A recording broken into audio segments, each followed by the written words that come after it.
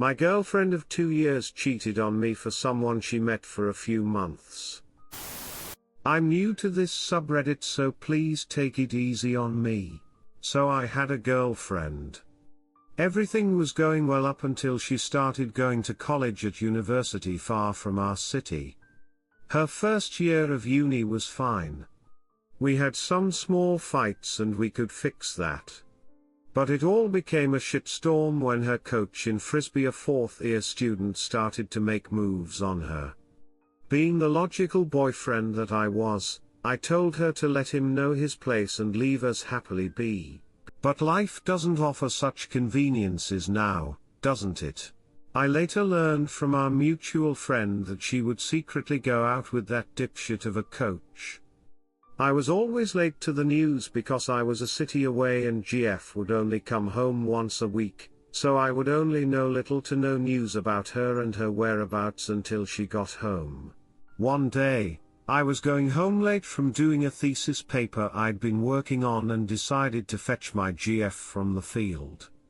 IT was around 6 p.m. and the field is already dark at this hour. As I entered the field, my headlights illuminated a scene I never wanted to see. I see her in the arms of her coach, passionately kissing each other. Seeing this thing firsthand was a shocker. I didn't react until they looked at my car and saw me inside. At that time, I seriously thought of running over both of them, but I wasn't the kind of guy to turn to violence. So I just disappeared from her life. I blocked her number, deleted every post that we were both in, basically vanished from her life. Some mutual friends still ask about what happened, but I would just laugh it off and change it to another subject. It's hard getting used to being alone again.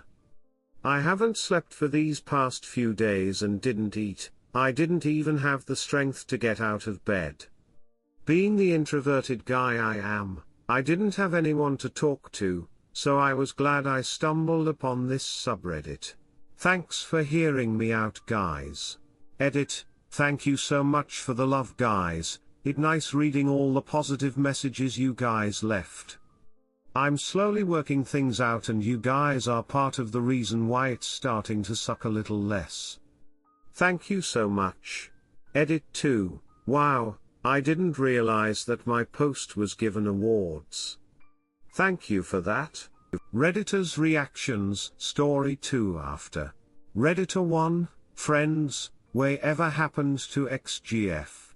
OP, haha, yes, what interesting weather we've had. All jokes aside, sorry about what you've been going through. My marriage was ruined by my ex-husband's infidelity, so I can relate. I don't think people realize how much more it stings when it's betrayal and not just the end of a relationship. Best of luck to you. Op answer, that's basically how I changed the subject. I guess they're used to it since I'm someone who's socially awkward and can't get along with people that well. Thank you so much. Your words mean everything to me right now. Redditor 2, poop sucks bro. I'm assuming you and X are early 20s, haven't really had serious long-term relationships before and never long-distance ones. Happens all the time. It'll hurt, things will suck for a while, but you'll be right in time. Good luck. Op answer, thanks, man. Anonymous people wishing me luck is the only thing keeping me going now. Redditor 3, dude, this sucks, but at 41 I can tell you this, you aren't the first and you certainly won't be the last this happens to. Best you can do is ride it out and come out the other side. Blocking her and having nothing to do with her is for the best, and if she ever tried to come back into your life, know this one truth: she's doing it because she ducked up her life and wants you as a backup, so don't let her back into your world. Op answer, thank you. Your piece of advice is much appreciated. As an introvert, I find it hard to get back on my feet. Right now, I just feel like an empty shell. I really appreciate it. Story 2, Helping my friend after her breakup got me in more trouble than I bargained for. A close friend recently cheated on his girlfriend. I offered her a shoulder to cry on, trying to distract her from the recent events. We talked and chatted for about a week, we gossiped about him, joked about things. It was a relaxed and even flirty conversation with no intentions at all. I made that very, very clear by telling her so. I just wanted to distract her. Long story short, after a week, he felt guilty, ran back to her, and apparently she forgave him. Although I don't think that's the right choice, it's not on me to judge. Nevertheless, she told him that I have hit it on her and was trying to sleep with her. As mentioned above, that's not even remotely true.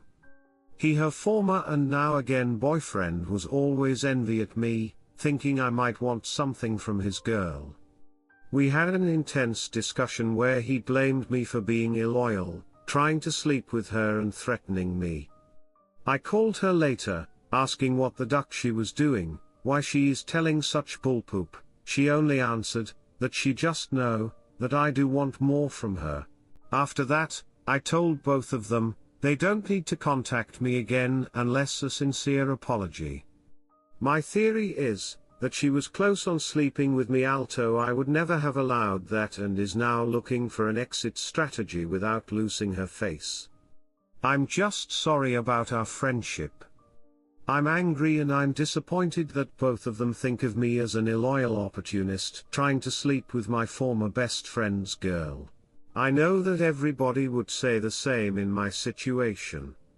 You don't have to believe me, and honestly, my version of the story, yeah, it's just my point of view. Her view is obviously different. Nevertheless, I don't think I got treated in a fair way. Lesson learned: never, ever help a recently emotional damaged girl again. It's not worth it. Redditor's reactions, Story 3 after. Redditor 1, geez. I'm not good with advice, but she sounds manipulative. I would distance myself from the two. Redditor 2, it is best to let them go to a shelter if they go anywhere. This could have ended very badly. And I mean very badly. One thing for sure, the next blow up, and there will be one, you can tell her where to go if she shows up or calls asking for help. Redditor follow up, absolutely. She will most likely come crawling back. Give it a couple weeks. Their relationship is toxic AF. Redditor 3, black scissors, cut ties with them. Save yourself a headache. You don't need friends like this. Story 3, kidnapped by my sister's psycho ex. I'm a 32-year-old man. During my junior year of high school, I had what probably amounted to the most traumatizing experience of my life. Even to this day, I still get a sickening feeling in my stomach every time I look back on it. For a bit of context, I have 3 older siblings. My eldest one, and the one most relevant to this story, is my sister, whom I will name Ava for the sake of anonymity. Ava is over 14 years my senior. As a result of the rather large generation gap, for a while, our relationship was more aunt-nephew rather than brother-sister. During most of my early childhood, she absolutely doted on me. For example, she purchased everything that I ever wanted, even if our parents didn't approve. At one point, she even got me a dog while my parents were on a business trip, without them knowing. We drifted apart when she left for college. Her college was located several states away from our family's hometown. Other than some occasional phone calls and her coming home for the holidays, we didn't have much contact. It didn't help that we're in very different stages in life. After she completed her college education and her master's degree, she moved back to our hometown. Ava quickly got a job as an English teacher at the local high school. Funny enough, She ended up being my English teacher in my sophomore and junior years of high school. Ava was extremely beautiful and charismatic. She was like the Scarlett Johansson of our small town. Everyone around her agreed that she had this incredibly powerful aura around her. She was also very outgoing and ambitious. One of her goals in life was to ensure that students receive a proper education. Hence why she chose to be a teacher. Unknown to most everyone, with the exception of her closest family members, she had her own inner demons. While she looked confident and appeared to have everything going for her on the outside, Ava was in truth deeply insecure. Her insecurities had led down to some fairly dark paths in her life. She had a drug addiction that Ava battled for years, and she suffered from a serious case of depression that she fought tooth and nail to keep hidden underneath a mask. Worst of all, her desperate desire for romantic relationships and affection have led her to become trapped in a series of failing and occasionally abusive relationships. The worst of her exes was a guy whom I will call Charlie. He was a single father and a pawn shop owner in his late 30s. For some background on the guy, he and his children were some Scottish immigrants that moved to our small town half a decade prior of this story's incident. As far as I heard, he divorced his wife prior to moving to the US. I had a crush on his eldest daughter, who will be named Luna in this story, who was in my grade. Luna will become very important later in this story. At that point in her life, Ava has recently finalized her emotional roller coaster of a divorce with her first husband. The bitter battle for custody had emotionally drained her, and she wanted a fresh start in life. As Charlie was a divorced parent himself, she could really relate to him. She also enjoyed the attention that he gave her, and seemed like a nice guy at the time. After 4 or 5 dates, they officially entered in a relationship. Charlie was extremely possessive and controlling of my sister. He would demand to know Ava's every move, and would get enraged every time she talked to another guy. One time, Charlie had a total meltdown when he witnessed Ava chatting with our brother Lido. I got a horrible vibe from the guy, and our parents really despised him. Slowly growing tired of Charlie's behavior, Ava started to question their relationship. The last straw was when Ava caught Charlie cheating on her. She confronted him about it, and he physically attacked her. Fortunately, she escaped with nothing more serious than a few bruises. As you might expect, Ava dumped him on the spot. Charlie couldn't take Ava leaving him, and he resorted to every unethical trick in the book to try to win her back. At first, he showed up at Ava's apartment to beg her to come back, but she always locked him out and ignored him every time. When that didn't work, he tried to call her dozens of times a day. Ava never picked up once. He then had Luna, who was also a student in one of Ava's classes, hand me, and Ava, these essity handwritten apology notes. We could tell that Luna really didn't like being her father's pawn in harassing my sister, but did it to avoid her father's wrath. However, she did apologize profusely for her father's behavior every time she half-heatedly handed his notes to us. Within half a month, Charlie escalated from being a nuisance to a full-on threat. He started to follow Ava from her work to her apartment, and every time she went shopping, Charlie would leave threatening notes in Ava's mailbox. It eventually escalated into full-on break-ins into her apartment.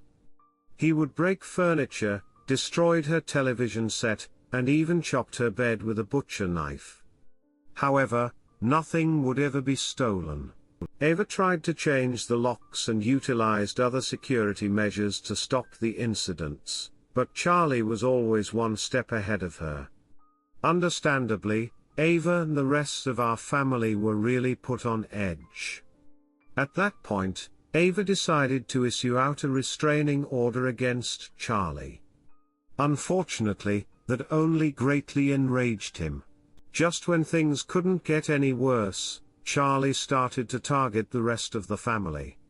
One day after my parents and I returned from eating out at Olive Garden, we came home to find our house completely ransacked. It was as if our house endured an indoor hurricane. All the tables were turned on their sides, the silverware thrown across the kitchen, cabinet doors ripped off, pages torn out of the books, plates and bowls broken, VHS tapes and DVDs completely smashed to pieces, the couches and recliners cut up, etc.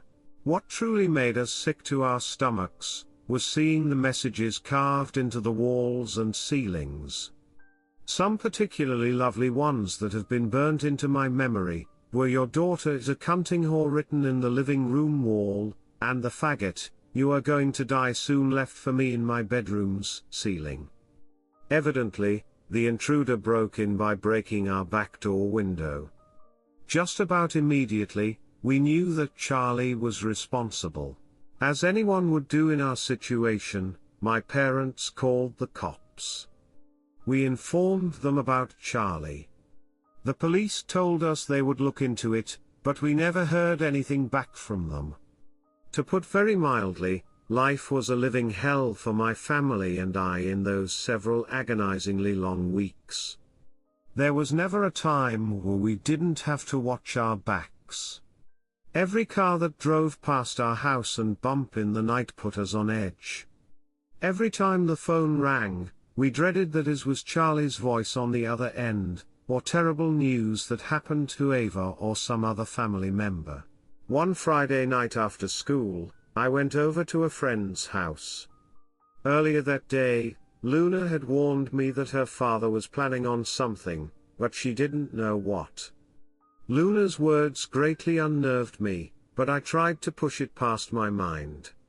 My friend and I played video games until nightfall. As I had to work fairly early the next morning, I needed to head home.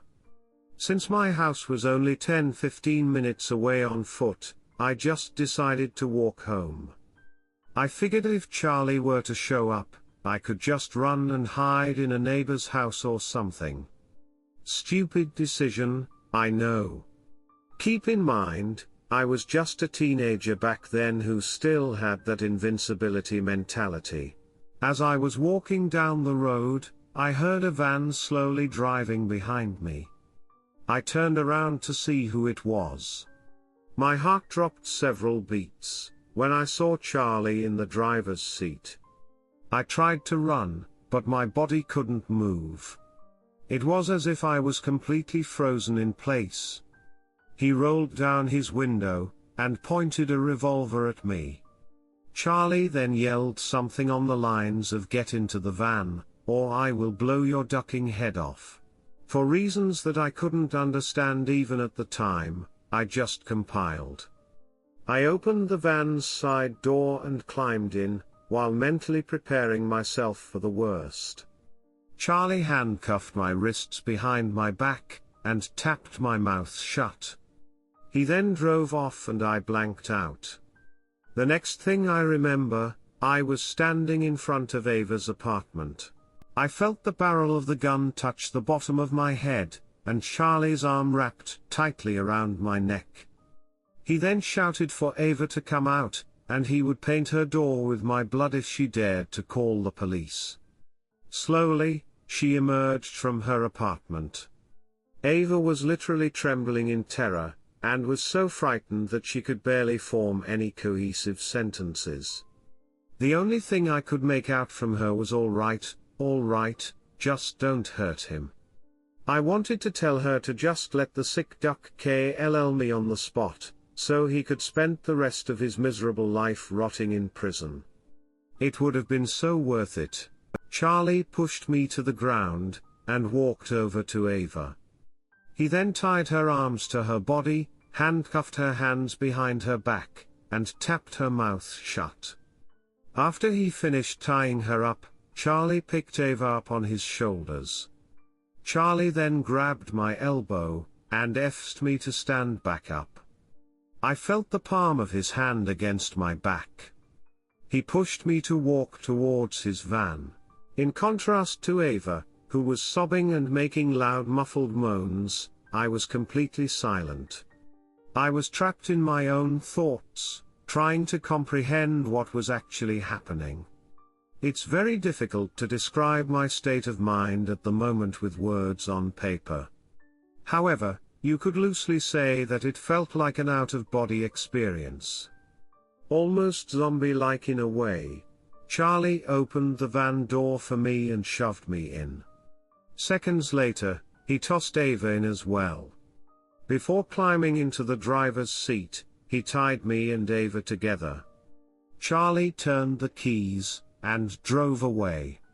As we were driving to wherever Charlie was taking us, Ava turned her head towards me and looked directly into my eyes.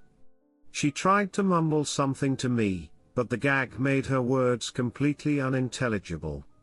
However, I picked up the gist of the message through her tear-filled eyes. Ava was trying to reassure me and herself that everything was going to be all right. I felt her hair rubbed against the back of my head, and she pressed her cheeks against mine. After what seemed to be an eternity, we finally reached Charlie's driveway. He then pulled into his garage. After the garage door fully closed, Charlie F'd us out of his van.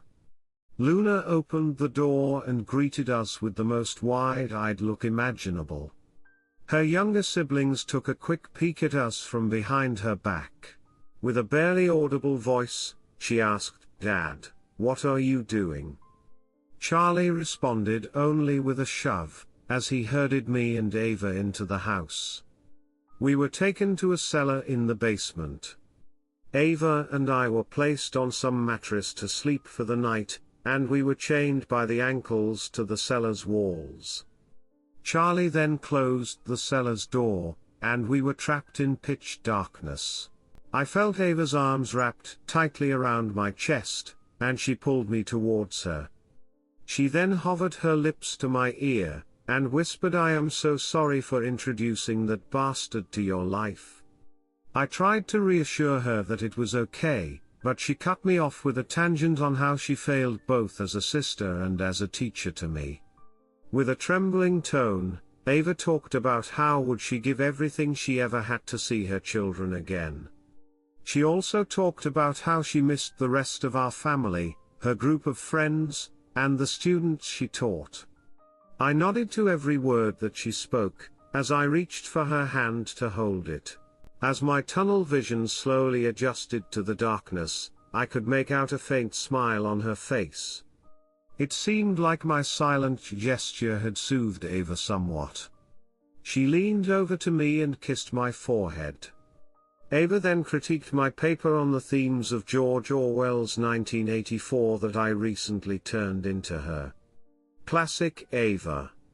A millisecond later, we went silent, as we retreated to our own private thoughts. Personally, I pondered about death and the afterlife. I wondered to myself, if Charlie were to kill me and Ava tomorrow, would there be some sort of afterlife like heaven in store for us, if we would be incarnated to another life, or would we simply be sent to an endless void of oblivion? Such questions made my stomach quiver, as there was a good chance that we would be finding out soon.